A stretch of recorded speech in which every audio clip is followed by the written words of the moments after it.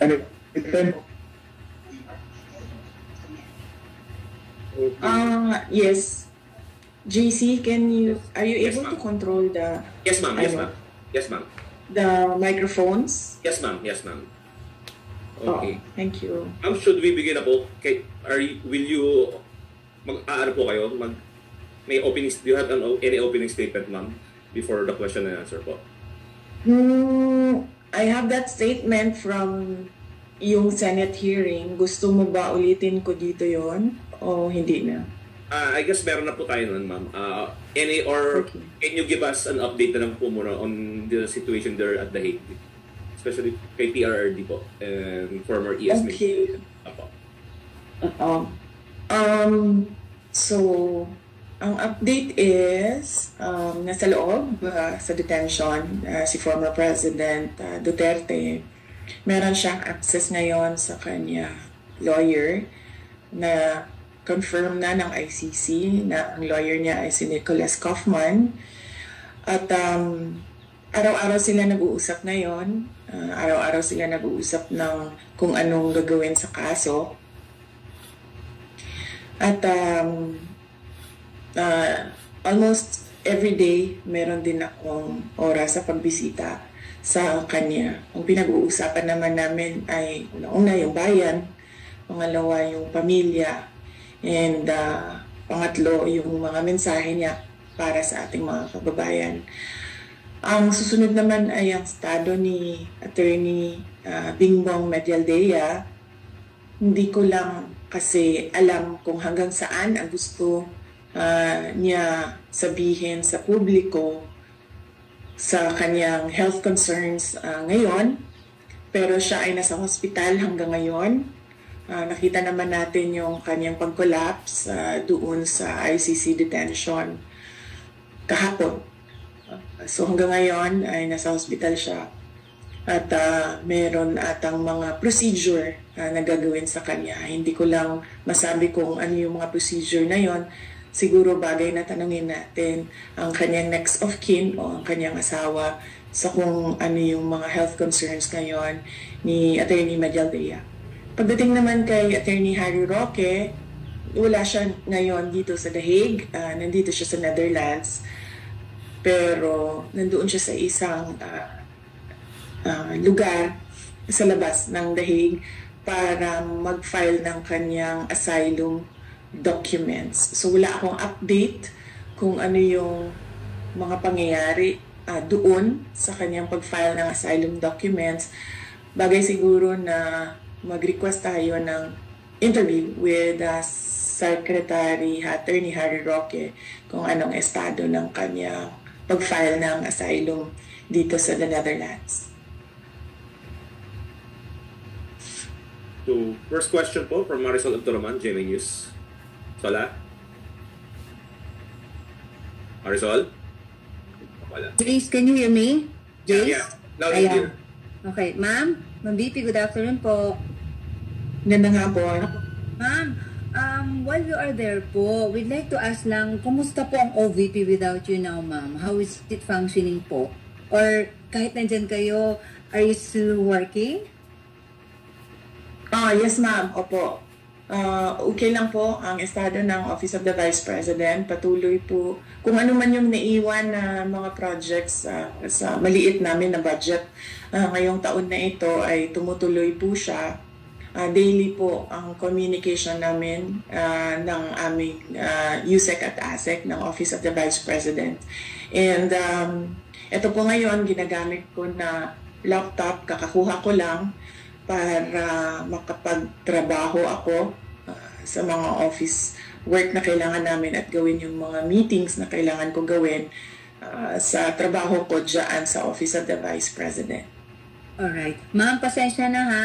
I hate to ask this pero may panawagan po ang palasyo na as Vice President, yet though they understand you as a daughter, a lawyer, pero bilang Vice President daw po, kayo rin ho ay meron din daw tungkulin sa mamamayang Pilipino. Kaya ang panawagan nila, Miss, umuwi ka na rin daw dapat dito para magampanan niyo po ang kanyang tungkulin. Ay, inyong tungkulin rather. Right, opo. I perfectly understand that. In fact, hindi ko naman din gusto talaga na magstay dito, no? Dahil ang mga anak ko, ang pamilya ko ay nandyan sa Pilipinas at ang trabaho ko ay nandyan sa Pilipinas. Pero as Vice President, may duty din ako sa isang kababayan natin, isang Filipino citizen who is held against his will dito sa ICC Detention Center. So, huwag na natin isipin na tatay ko siya. Isipin na lang natin na Vice President ako at gumagawa ako ng paraan kung paano maibalik natin ang isang Filipino citizen sa ating bayan. At hindi ko nakakalimutan ang aking trabaho diyan sa Office of the Vice President. Araw-araw kami nag-uusap ng aking mga kasamahan. Iilan na lang naman po ang naiwan na projects dahil approximately 700 million yung budget namin diyan. At yung projects namin, karamihan ay magdidepende sa end of school year ng mga kabataan dahil nakatutok kami sa advokasya namin sa edukasyon. So ang preparations namin ay before magbukas ang bagong school year sa mga GIDA areas ng mga public schools natin. So, yes, multitasking ako. Nandito ako as Vice President, ginagawa ng paraan paano maibalik ang ating dating Pangulo sa ating bayan. Nagtatrabaho ako through our satellite offices, through our central office of the Office of the Vice President. Tuloy-tuloy ang serbisyo namin para sa bayan. At yes, wala po akong balak na tumira dito sa Netherlands. Hindi ko po gusto tumagal dito. Madami akong kailangan na sikasuhin. Trabaho dito, trabaho dyan sa Pilipinas. At alam ko kung paano magbalanse ng trabaho dahil mas mahirap pa ang trabaho ng isang mayor sa sobrang dami ng issues and concerns ng isang lugar. So, marunong na ako bumalanse. Alright, maraming salamat po, VP. Okay, next question, Red Mendoza, Manila Times. Ma'am, good afternoon po, ma'am. Do you hear me po, ma'am? Yes, I can hear you. Yes, ma'am. Yes, ma'am. 3 questions. Sabay-sabay ko na ito po, ma'am. Ma'am, may estimated date po ba kayo na uuwi kayo sa Pilipinas? Number 2, how much po gagastusin ng pamilya ninyo sa legal defense ni former President Duterte? Number 3, are you going to join na po ba the rallies of the PDP laban coming forward pag bumalik po kayo sa Pilipinas? Yun lang po, ma'am. Unang-una, hindi ko pa, meron akong return ticket dahil sa April yon. Dahil kailangan kasi required siya bago ka makaalis ay meron kang return ticket. So meron akong return ticket sa April. Hindi ko alam kung hanggang kailan ako dito, sa totoo lang, dahil hindi pa nabuo yung legal team ni dating Pangulong Rodrigo Duterte. As Vice President, may obligasyon ako na buuin yung kanyang support group dito para merong tumutulong sa kanya na makalabas dyan sa ICC detention. Pangalawa, magkano ang gastos ng pamilya namin sa kaso ni Pangulong Rodrigo Duterte sa ICC. Sa ngayon ay wala kaming pinag-uusapan ng abogado, pero nagpahiwatig na ako sa kanya na kung pwede mag-apply ng legal aid dyan sa loob ng ICC. At patuloy namin pinag-uusapan ito. Kahapon may meeting kami, hindi namin na take up ang topic ng budget. Pero alam niya dahil noong isang araw ay sinabihan ko na siya na malaki ang posibilidad na mag-apply kami ng legal aid at hindi ito privately funded case. Ang pangatlo is kung sasali ba ako sa kampanya ng PDP, senator candidates at sa mga guest candidates nila. palagay ko naman hindi na kailangan ako sumama sa kampanya nila dahil alam na ng taong bayan at alam na ng buong bansa na kailangan nila baguhin ang mukha ng ating gobyerno. At alam nila na kailangan nilang iboto 10 doon sa mga kandidato na yon. Unang-una, yung mga kandidato ng PDP, Senator Bongo, Senator Bato de la Rosa, Attorney Hinlo, Attorney Bondok, Philip Salvador, and meron Vic Rodriguez, ma'am. Vic Rodriguez, ma'am. Vic Rodriguez is a guest candidate of PDP. So meron pa tayong isang PDP senator.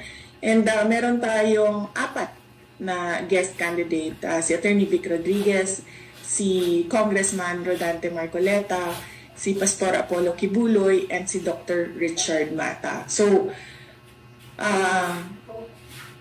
ito yun nga siguro ang dahilan kung bakit inalis or ginawa ng extraordinary rendition ang dating Pangulo dahil mukhang magba-block voting ang buong Pilipinas sa 10 senador. Okay po, ma'am. Thank you po, ma'am. Next question, Jason Rubrigo, SMNI. Jason? Hi ma'am, good afternoon po. Ma'am, dito po sa legal team po ni dating Pangulong Rodrigo Duterte, kamusta po yung pakikipag-usap natin dun sa listahan po ng mga abogado at kailan po natin inaasahan na magbubuo po ang legal team ni dating Pangulong Duterte? Mamayang gabi may darating na isang abogado, no? So, kailangan ko siya kausapin, kailangan ko siya i-interview para maidagdag siya sa legal team. Hindi ko sila papangalanan dahil gusto ko protektahan ang kanilang privacy dahil baka mabombard sila ng kung ano-ano, no?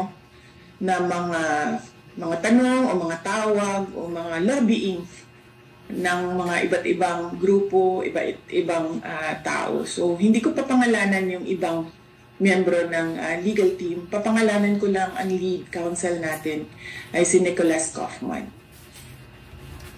Okay. Ma'am, kanina po sa Senate hearing, you've said na gusto mong sumagot yung Armed Forces of the Philippines kung bakit nila pinayagan na mangyari ito kay Pangulong Duterte. Sa tingin niyo po ba may pananagutan po ang AFP sa nangyari kay dating Pangulo? Sa tingin ko ba may pananagutan? Yes, of course. Sa tingin ko ba pananagutin sila? Base sa sagot ng Secretary of Department of National Defense ay mukhang wala. Hindi sila pananagutin, pero yes, sa tingin ko may pananagutan sila. Dahil ang military, ang protector of the states and national sovereignty. At dagdag pa doon, merong isang unit dyan sa loob ng Armed Forces of the Philippines, itong Presidential Security Command, o dating tawag natin ay Presidential Security Group, masikat sila sa pangalang PSG. Ang trabaho nila ay magprotekta ng mga dating Pangulo.